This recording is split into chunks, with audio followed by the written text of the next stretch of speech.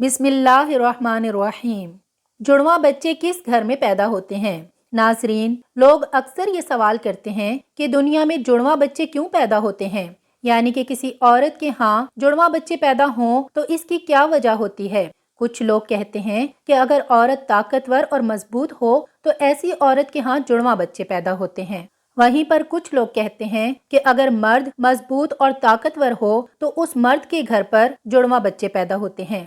آج کی اس ویڈیو میں ہم آپ کو حضرت علی رضی اللہ تعالی عنہ کے حوالے سے اسی بات کے بارے میں بتانے والے ہیں کہ کسی عورت کے ہاں جڑواں بچے کب اور کیوں پیدا ہوتے ہیں، اور اس کے ساتھ ساتھ کچھ سائنسی وجوہات سے بھی یہ جانیں گے کہ کسی عورت کے ہاں جڑواں بچے کیوں پیدا ہوتے ہیں۔ ناظرین، اولاد اللہ سبحانہ و تعالیٰ کی بے شمار نعمتوں میں سے ایک عظیم نعمت ہے، اور اگر کسی کے گھر جڑواں بچوں کی پیدائش ہو جائے تو اس انسان کی خوشی دگنی چگنی ہو جاتی ہے۔ اکثر شادی شدہ مرد و عورت جڑواں بچوں کی پیدائش کے خواہش مند ہوتے ہیں۔ جڑواں بچوں کی پیدائش کو لے کر ہمارے معاشرے میں نہ جانے کتنی باتیں بنی ہوئی ہیں۔ کوئی کہتا ہے کہ اگر عورت طاقتور اور مضبوط ہو تو جڑواں بچے پیدا کرتی ہے۔ وہیں پر کوئی کہتا ہے کہ اگر بیوی سے بار بار یعنی حد سے زیادہ ہم بستری کی جائے تو پھر بھی جڑواں بچے پیدا ہوتے ہیں۔ آئیے اب آپ کو حضرت علی رضی اللہ تعالی عنہ کے حوالے سے بتاتے ہیں کہ جڑواں بچے آخر کیوں پیدا ہوتے ہیں۔ ناظرین، عرب میں ایک شخص بیٹیوں سے سخت نفرت کرتا تھا۔ بیٹیوں کی پیدائش کو وہ اپنی مردانگی پر داغ اور اپنے خاندان کے لیے ذلت و شرمندگی کا باعث سمجھتا تھا۔ اس کے ہاں جب بھی بیٹی کی پیدائش ہوتی تو وہ اس ذلت اور شرمندگی سے بچنے کے لیے بیٹی کے پیدا ہوتے ہی رات کی تاریکی میں اسے زندہ درگور کر دیتا۔ ایک بار اللہ سبحانہ و تعالیٰ نے اس کو 2 بیٹیوں سے نوازا۔ جڑواں بیٹیوں کی پیدائش پر اسے بہت دکھ ہوا۔ غصے کی حالت میں دونوں بیٹیوں کو اٹھا کر قبرستان کا رخ کیا۔ حضرت علی رضی اللہ تعالی عنہ کو جیسے ہی اس بات کا علم ہوا تو آپ نے قبرستان کا رخ کیا اور اس شخص کے پاس پہنچے اور فرمایا، اے بدبخت انسان، کیا تجھے رسول خدا صلی اللہ علیہ وآلہ وسلم کا یہ فرمان معلوم نہیں کہ بیٹیاں اللہ کی رحمت ہوتی ہیں؟ تمہارے گھر اللہ کی 2 رحمتیں نازل ہوئی ہیں۔ پھر فرمایا، اے شخص، یاد رکھنا، اللہ سبحانہ و تعالی ہر کسی کے گھر میں جڑواں بچوں کی پیدائش نہیں فرماتا، اور اللہ ہر کسی کو بیٹی بھی عطا نہیں فرماتا، بلکہ اللہ سبحانہ و تعالی جس شخص سے راضی ہوتا ہے صرف اسی کو بیٹی جیسی رحمت اور جڑواں بچے عطا فرماتا ہے، اور اللہ سبحانہ و تعالی جس شخص کو جنت میں داخل کرنا چاہتا ہے صرف اسی شخص کے گھر میں 2 بیٹیاں ایک ساتھ پیدا فرماتا ہے، اور اللہ تعالیٰ کو جس شخص کی آخرت نیک مقصود ہو اس گھر میں بیٹیوں جیسی رحمت نازل فرماتا ہے۔ میں نے رسول اللہ صلی اللہ علیہ وآلہ وسلم کو یہ فرماتے ہوئے سنا ہے کہ جس انسان نے اپنی بیٹیوں کی اچھی طرح پرورش کی اور ان کی شادیاں کی تو اللہ سبحانہ و تعالی ایسے انسان پر جنت کو واجب کر دیتا ہے۔ اے شخص، یاد رکھنا، نبی کریم صلی اللہ علیہ وآلہ وسلم نے فرمایا ہے کہ بیٹے نعمت بن کر نازل ہوتے ہیں اور بیٹیاں رحمت بن کر نازل ہوتی ہیں۔ آپ رضی اللہ تعالی عنہ کی باتیں سن کر اس ظالم کو رحم آ گیا۔ وہ فوراً آپ کے قدموں میں گرا اور زار و قطار رونے لگا اور عرض کیا، یا علی، مجھے معاف کر دیں اور اللہ سبحانہ و تعالیٰ سے میرے ان گناہوں کی بخشش کی دعا کریں۔ آپ رضی اللہ تعالی عنہ نے فرمایا، جاؤ اور ان بچیوں کو ان کی ماں کے حوالے کرو اور پھر میرے پاس مسجد میں آ جاؤ۔ یہ کہہ کر آپ رضی اللہ تعالی عنہ مسجد کی جانب چل دیے۔ وہ شخص دوبارہ آپ رضی اللہ تعالی عنہ کی خدمت میں پہنچا اور عرض کیا، یا علی، جب ایک عورت حاملہ ہو جائے تو ہمیں یہ کیسے پتہ چلے گا کہ اس عورت کے حمل سے لڑکا پیدا ہوگا یا لڑکی، یا جڑواں بچے پیدا ہوں گے؟ تو حضرت علی رضی اللہ تعالی عنہ نے فرمایا، اے شخص، اس بات کو اللہ سبحانہ و تعالی کے سوا کوئی نہیں جانتا، کیونکہ غیب کا علم صرف اور صرف اللہ کے پاس ہے۔ اے شخص، اگر کوئی غیب کے علم کا دعویٰ کرے تو وہ جھوٹا اور مشرک ہے، اور اس کا ٹھکانہ جہنم کی بھڑکتی ہوئی آگ ہے۔ اس کے بعد آپ رضی اللہ تعالی عنہ نے فرمایا، میں تمہیں ایک نشانی بتاتا ہوں جس سے تم پتہ لگا سکتے ہو کہ اس عورت کے ہاں لڑکا پیدا ہوگا یا لڑکی، یا پھر جڑواں بچے پیدا ہوں گے۔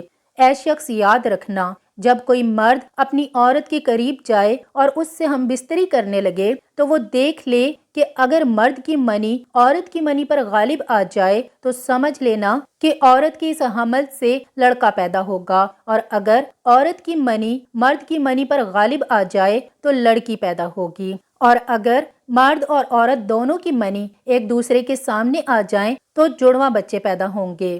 اے شخص، اللہ سبحانہ و تعالیٰ نے اس پوری کائنات کے اندر 80,000 مخلوق کو پیدا فرمایا ہے۔ اس میں سے 20,000 مخلوقات صرف وہ ہیں جو پانی میں رہتی ہیں، یعنی دریاؤں اور سمندروں میں۔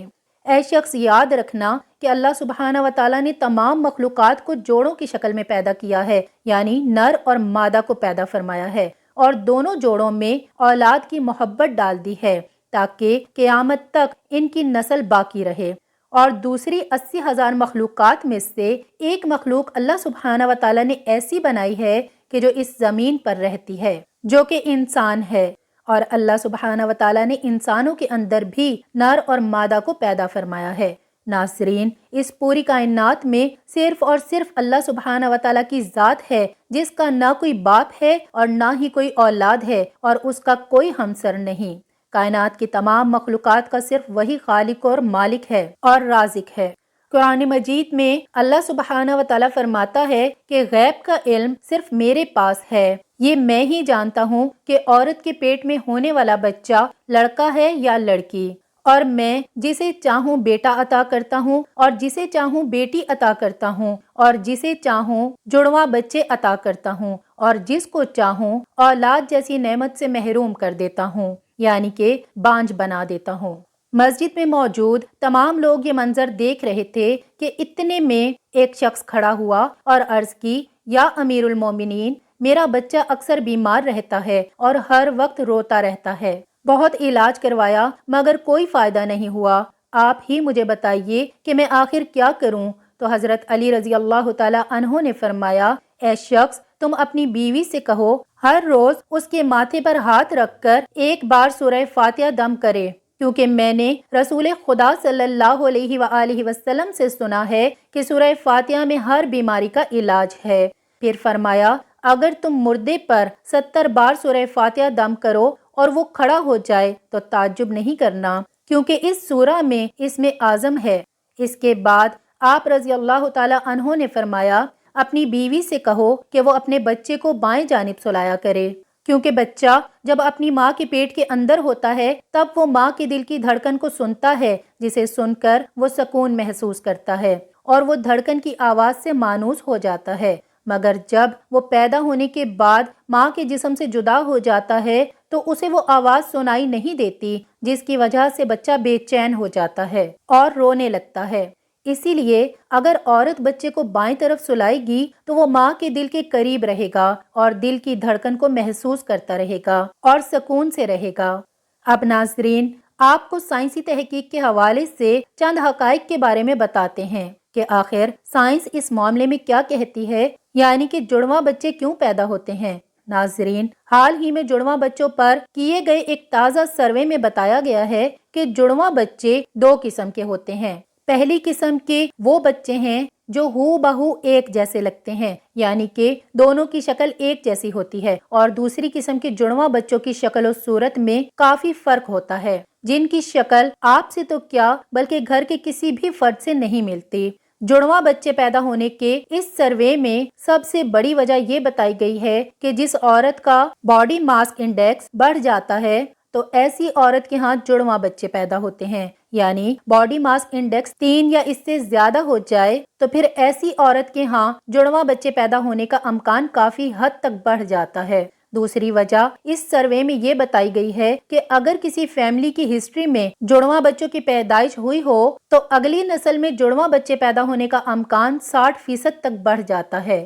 اس سروے میں جڑواں بچے پیدا ہونے کی تیسری وجہ جو بتائی گئی ہے وہ ہے عمر رسیدگی، یعنی عمر کا زیادہ ہو جانا۔ سائنس کہتی ہے کہ اگر ماں کی عمر 30 سال سے زیادہ ہو تو اس کے حمل ٹھہرنے کی صورت میں بھی جڑواں بچوں کی پیدائش کے امکانات زیادہ ہوتے ہیں۔ اس کی وجہ یہ ہوتی ہے کہ 30 سال سے زیادہ عمر کی عورت میں 1 سے زیادہ انڈے خارج ہوتے ہیں۔ عام طور پر لمبے قد اور صحت مند جسامت والی عورت کے جڑواں بچوں کے پیدا کرنے کے امکانات چھوٹے قد اور کمزور جسامت والی عورت کے مقابلے میں کم ہوتے ہیں۔ یعنی وہ عورتیں جن کا وزن اور قد کم ہو، ان میں جڑواں بچوں کی پیدائش کے زیادہ امکانات ہوتے ہیں۔ تو ناظرین، یہ تھیں وہ چند نشانیاں جن سے یہ پتہ لگایا جا سکتا ہے کہ کس گھر میں جڑواں بچوں کی آمد ہونے والی ہے۔ اللہ سبحانہ و تعالی تمام بے اولاد جوڑوں کو اولاد نرینہ عطا فرمائے، آمین یا رب العالمین۔ ناظرین، کمنٹ باکس میں اللہ سبحانہ و تعالیٰ کے 99 مبارک ناموں میں سے ایک نام ضرور ٹائپ کریں۔